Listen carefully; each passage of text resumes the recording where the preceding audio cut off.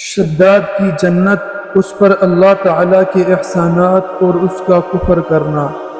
فتح القدیر میں ہے کہ اللہ تعالیٰ نے ملک الموت حضرت اسرائیل علیہ السلام سے پوچھا، تمہیں کسی انسان کی روح قبض کرتے وقت کبھی رحم بھی آیا ہے؟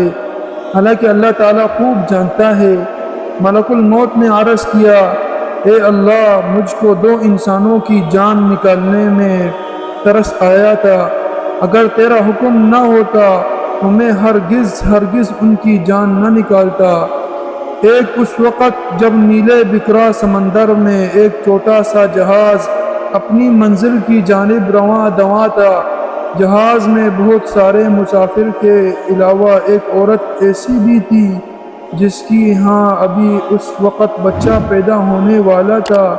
تیرے حکم سے میں نے پرسکون سمندر میں اچانک ہی لہریں اٹھا دی اور ساتھ ہی ہوا بھی تیز کر دی، اور دیکھتے ہی دیکھتے ہوا نے طوفان کا رخ اختیار کیا اور سمندر سے اٹھنے والی لہروں نے اسے ٹکرا کر اسے ہچکولے کھانے پر مجبور کر دیا۔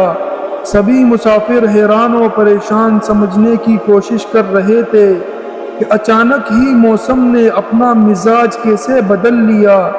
طوفان بڑھتا جا رہا تھا اور مسافر زندگی کی دعائیں مانگ رہے تھے، لیکن تجھ کو کچھ اور ہی منظور تھا اے اللہ۔ ہوا کے تیز جھکڑوں اور سمندر کی طاقتور موجوں نے جہاز کو توڑ کر ٹکڑوں میں بدل دیا۔ جن مسافروں کو تیرنا آتا تھا وہ تیر کر اپنی جان بچانے کی جی توڑ کوشش کر رہے تھے، لیکن میں نے تیرے حکم سے اکثر کی روحیں نکال دی۔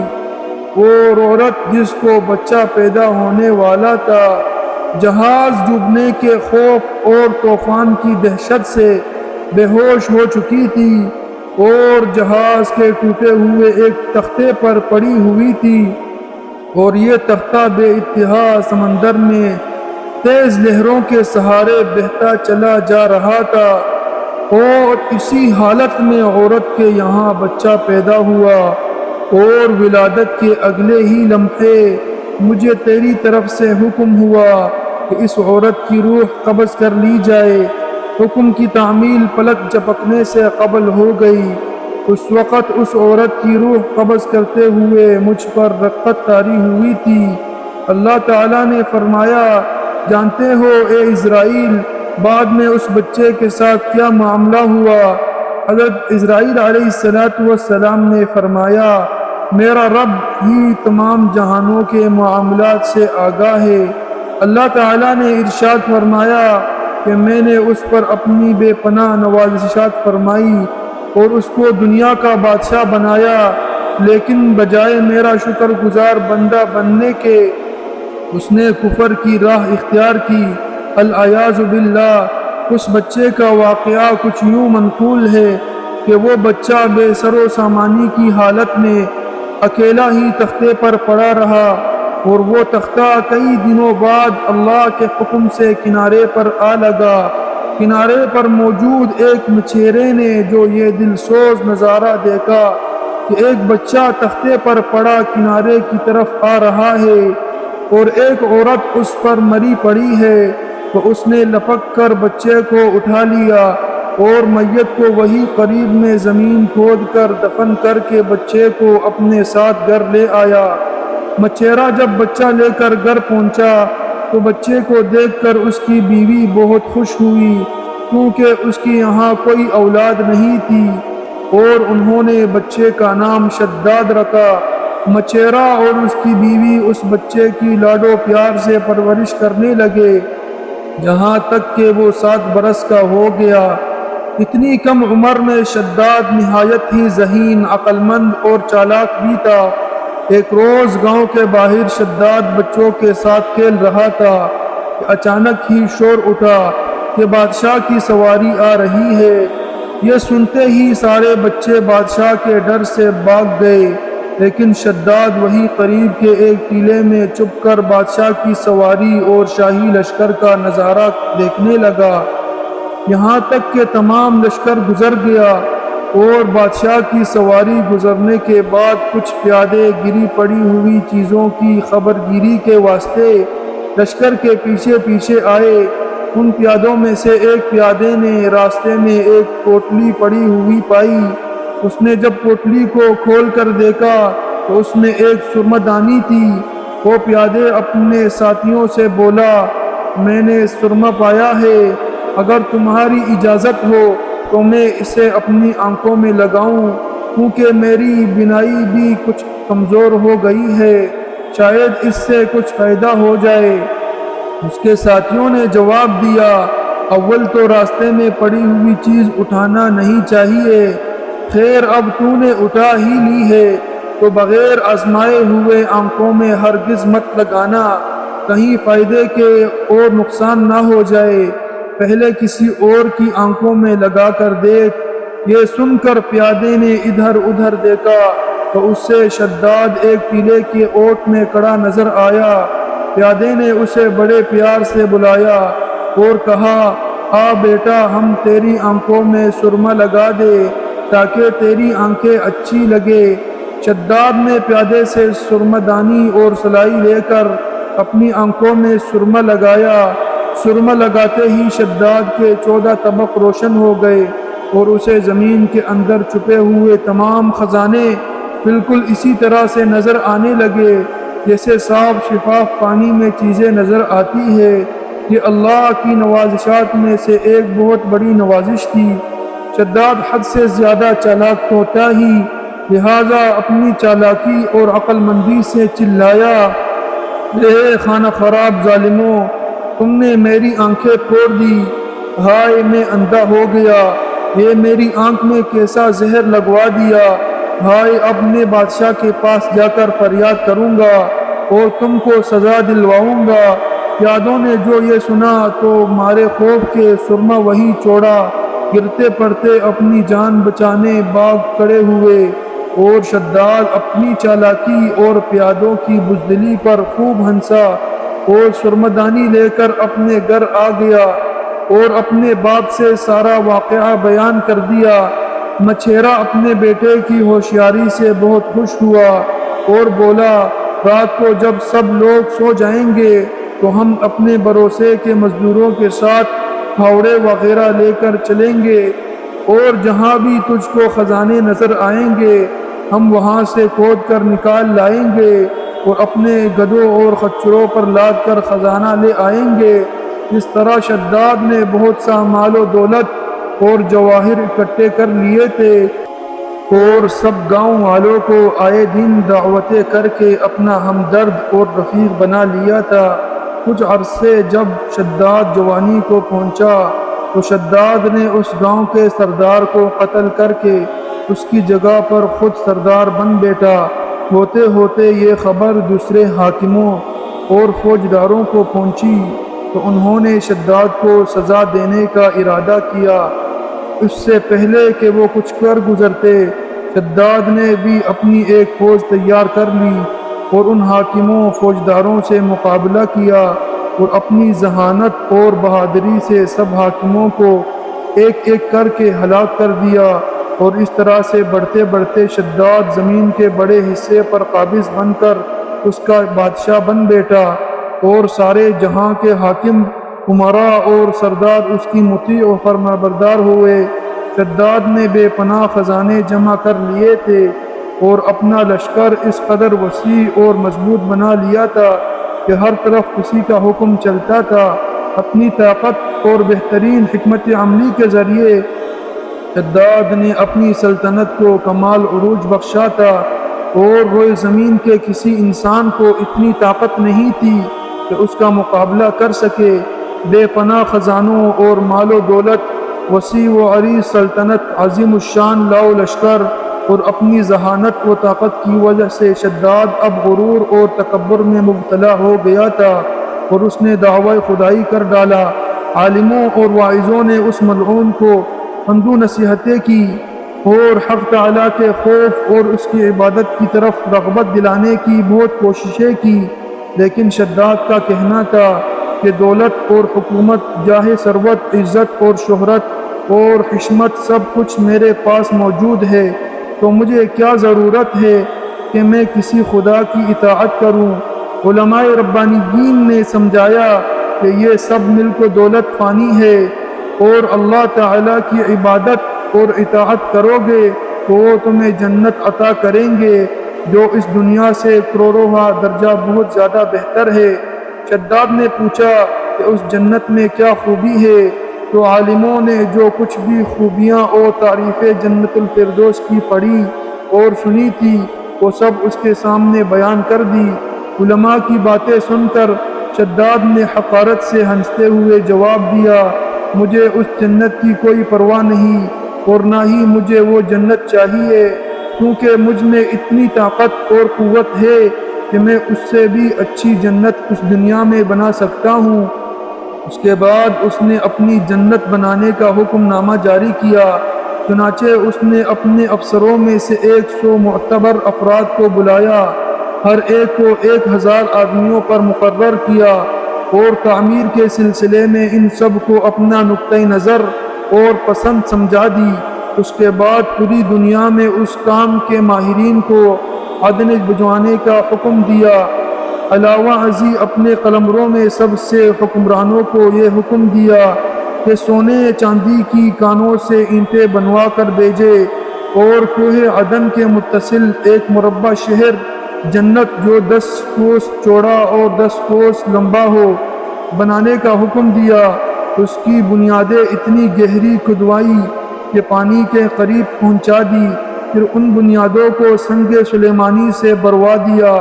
جب بنیادیں بھر کر زمین کے برابر ہو گئی تو ان پر سونے چاندی کی اینٹوں کی دیواریں چنی گئی۔ ان دیواروں کی بلندی اس زمانے کے گز کے حساب سے 100 گز مقرر کی گئی۔ جب سورج نکلتا تو اس کی چمک سے دیواروں پر نگاہ نہ پڑتی تھی۔ یوں شہر کی 4 دیواری بنائی گئی۔ اس کے بعد 4 دیواری کے اندر 1000 محل تعمیر کیے گئے، ہر محل 1000 ستونوں والا تھا، اور ہر ستون جواہرات سے جڑوا کیا ہوا تھا۔ پھر شہر کے درمیان میں ایک نہر بنائی گئی، اور ہر محل میں اس نہر سے چھوٹی چھوٹی نہریں لے جائی گئی۔ ہر محل میں حوض اور فوارے بنائے گئے۔ ان نہروں کی دیواریں اور فرش یاقوت، زمرد، مرجان اور نیلم سے سجا دی گئی۔ نہروں کے کناروں پر ایسے مصنوعی درخت بنائے گئے جن کے جڑیں سونے کی، شاخیں اور پتے زمرد کی تھی۔ ان کے پھل موتی یا اور یاقوت اور دوسرے جواہرات کے بنوا کر اور پنٹال کیے گئے تھے۔ شہر کے دکانوں اور دیواروں کو مشک و زعفران اور عنبر اور گلاب سے صقل کیا گیا تھا، یعنی چمکایا گیا تھا۔ یاقوت اور جواہرات کے خوبصورت پرندے چاندی کی اینٹوں پر بنوائے گئے تھے، جن پر پہرے دار اپنی اپنی باری پر آ کر پہرے کے لیے بیٹھتے تھے۔ جب تعمیر مکمل ہو گئی تو حکم دیا کہ سارے شہر میں ریشم اور زردوزی کے قالین بچھا دیے جائے۔ پھر نہروں میں سے کسی کے اندر میٹھا پانی، کسی میں شراب، کسی میں دودھ اور کسی میں شہد جاری کر دیا گیا۔ بازاروں اور دکانوں کو کمخواب و زربقت کے پرندوں سے آراستہ کر دیا گیا، اور ہر پیشہ و ہنر والے کو حکم ہوا کہ اپنے اپنے کاموں میں مشغول ہو جائے، اور یہ کہ اس شہر کے تمام باسیوں کے لیے ہر وقت ہر نوع قسم کے پھل میوے پہنچا دیا جائے۔ 12 سال کی مدت میں یہ شہر جب اس سجاوٹ کے ساتھ تیار ہو گیا تو تمام امراء اور ارکان سلطنت دولت کو حکم ہوا کہ سب اسی میں آباد ہو جائے۔ پھر شداد خود اپنے لاؤ لشکر کے ہمراہ انتہائی تکبر اور غرور کے ساتھ اس شہر کی طرف روانہ ہوا۔ بعض علماء اور مصلحین کو بھی ساتھ لیا، اور راستے بھر ان سے ٹھٹا و تمسخر کرتے ہوئے ان سے کہتا رہا، ایسی جنت کے لیے تم مجھے کسی اور کے آگے جھکنے اور ذلیل ہونے کا کہہ رہے تھے، میری قدرت اور دولت تم نے دیکھ لی۔ اور جب وہ اس شہر کے قریب پہنچا تو تمام شہر والے اس کے استقبال کے لیے شہر کے دروازے کے باہر آ گئے، اور اس پر زر اور جواہرات نچاور کرنے لگے۔ اسی ناز و ادا سے چلتے ہوئے جب شہر کے دروازے پر پہنچا تو روایت ہے کہ ابھی اس نے گھوڑے کی رکاب سے ایک پاؤں نکال کر دروازے کی چوکھٹ پر رکھا ہی تھا کہ اس نے وہاں پہلے سے ایک اجنبی شخص کو کھڑے ہوئے دیکھا۔ اس نے پوچھا تم کون ہو؟ اس نے کہا میں ملک الموت ہوں۔ پوچھا کیوں آئے ہو؟ اس نے کہا تیری جان لینے۔ شداد نے کہا مجھ کو اتنی مہلت دے کہ میں اپنی بنائی ہوئی جنت کو دیکھ لوں۔ جواب ملا مجھ کو حکم نہیں۔ کہا چلو اس قدر ہی فرصت دے دو کہ گھوڑے پر سے اتروں۔ جواب ملا اس کی بھی اجازت نہیں۔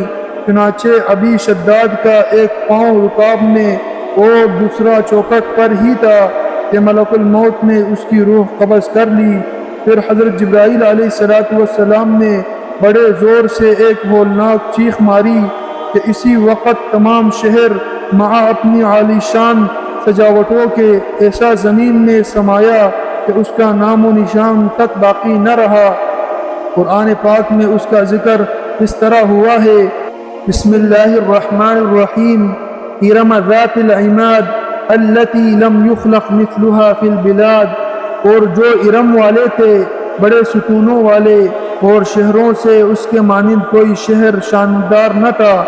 شداد اور اس کی جنت کا انجام معتبر تفاسیر میں لکھا ہے کہ بادشاہ اور اس کے لشکر کے ہلاک ہو جانے کے بعد وہ شہر بھی لوگوں کی نگاہوں سے اوجھل کر دیا گیا، مگر کبھی کبھی رات کے وقت عدن اور اس کے ارد گرد کے لوگوں کو اس کی کچھ روشنی اور جھلک نظر آ جاتی ہے۔ یہ روشنی اس شہر کی دیواروں کی ہوتی تھی۔ حضرت عبداللہ رضی اللہ تعالی عنہ بن قلابہ جو صحابی ہے اتفاق سے ادھر کو چلے گئے تھے۔ اچانک آپ کا ایک اونٹ بھاگ گیا اور اس کو تلاش کرتے کرتے اس شہر کے پاس پہنچ گئے۔ جب اس کے میناروں اور دیواروں پر نظر پڑی تو آپ بے ہوش ہو کر گر پڑے۔ جب ہوش آیا تو سوچنے لگے کہ اس شہر کی صورتحال تو ویسی ہی نظر آتی ہے جیسی نبی کریم صلی اللہ علیہ وسلم نے ہم سے شداد کی جنت کے بارے میں بیان فرمائی تھی۔ یہ میں خواب دیکھ رہا ہوں یا اس کا کسی حقیقت سے بھی کوئی تعلق ہے؟ اسی کیفیت میں اٹھ کر وہ شہر کے اندر گئے۔ اس کے اندر نہریں اور درخت بھی جنت کی طرح کے تھے، لیکن وہاں کوئی انسان نہیں تھا۔ آپ رضی اللہ تعالی عنہ نے وہاں پڑے ہوئے کچھ جواہرات اٹھائے اور واپس چل دیے۔ وہاں سے وہ سیدھے اس وقت ایک طرف فلاں درخت اور دوسرے طرف ایسا کنواں ہے اور یہ جواہرات اور یاقوت نشانی کے طور پر میں وہاں سے اٹھا کر لایا ہوں۔ حضرت امیر معاویہ رضی اللہ تعالی عنہ یہ ماجرا سننے کے بعد نہایت حیران ہوئے۔ پھر اہل علم حضرات سے اس کے بارے میں معلومات حاصل کی گئی کہ کیا واقعی دنیا میں ایسا شہر بھی کبھی بسایا گیا تھا جس کی اینٹیں سونے چاندی کی ہوں۔ علماء نے بتایا کہ ہاں قرآن میں بھی اس کا ذکر آیا ہے۔ اس آیت میں ارم ذات العماد یہی شہر ہے، مگر اللہ تعالیٰ نے اس کو لوگوں کی نگاہوں سے چھپا دیا ہے۔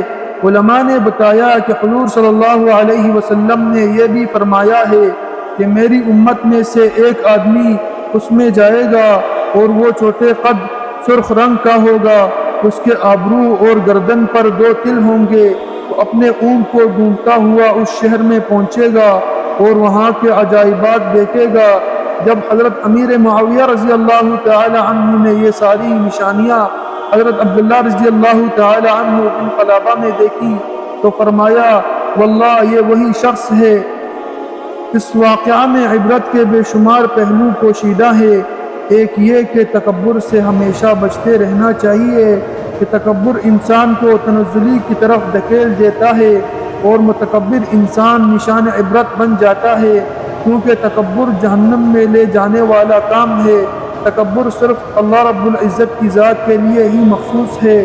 دوسرا یہ کہ اللہ عز و جل کی خفیہ تدبیر سے ہمیشہ ڈرتے رہنا چاہیے کہ نہ جانے ہمارے بارے میں اللہ کی خفیہ تدبیر کیا ہے۔ اللہ تعالیٰ سے ہمیشہ عافیت طلب کرتے رہنا چاہیے کہ اللہ ہم تجھ سے بری موت سے پناہ چاہتے ہیں اور عافیت کا سوال کرتے ہیں۔ اے اللہ ہمیں اسلام پر زندہ رکھ، اور ایمان کی حالت میں موت عطا فرمانا، آمین یا رب العالمین۔ امید کرتا ہوں کہ آپ کو آج کی ویڈیو اچھی لگی ہوگی۔ اگر آپ کو ہماری آج کی ویڈیو اچھی لگی ہے تو ویڈیو کو لائک کریں اور اس طرح کی مزید تاریخی اور اسلامی ویڈیوز کو دیکھنے کے لیے ہمارے چینل کو سبسکرائب کریں۔ اللہ حافظ۔